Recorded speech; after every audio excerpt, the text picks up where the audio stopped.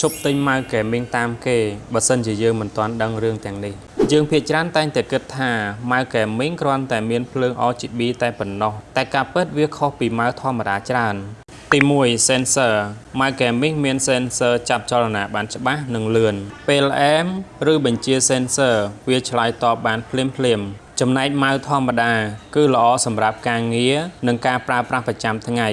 ប៉ុន្តែមិនសូវស័ក្តិសមសម្រាប់ការលេងហ្គេមដែលត្រូវការភាពជាក់លាក់ខ្ពស់នោះទេទី2 DPI និង Pulling Rate ម៉ៅហ្គេមីងអាចកែ DPI តាមតម្រូវការហើយមាន Pulling Rate ខ្ពស់ធ្វើឲ្យការផ្លាស់ប្ដូរ Sensor រលូននិងឆ្លើយតបបានលឿនជាងសម្រាប់ម៉ៅធម្មតាមិនមានជម្រើសច្រើនបែបនេះទេទី3ប៊ូតុងបន្ថែមម៉ៅហ្គេមីងមានប៊ូតុង Shortcut ឬ Macro ដែលជួយឲ្យអ្នកចុចពាក្យបញ្ជាបានលឿននៅក្នុងហ្គេមម៉ៅធម្មតាមានតែប៊ូតុងមូលដ្ឋានសម្រាប់ការប្រើប្រាស់ទូទៅដូច្នេះតើអ្នកគួរជ្រើសរើសមួយណាបើយើងប្រើសម្រាប់ការងារការសិក្សាឬ browse អ៊ីនធឺណិតម៉ៅធម្មតាគឺគ្រប់គ្រាន់សម្រាប់ការប្រើប្រាស់ប៉ុន្តែបើយើងលេងហ្គេមជាប្រចាំហើយចង់បានការគ្រប់គ្រងដែលរហ័សនិងត្រឹមត្រូវម៉ៅហ្គេមីងជាជម្រើសដែលសមស្របជាង Follow Beyond Tech Computer ដើម្បីទទួលបាន tip ល្អៗបន្ថែមទៀត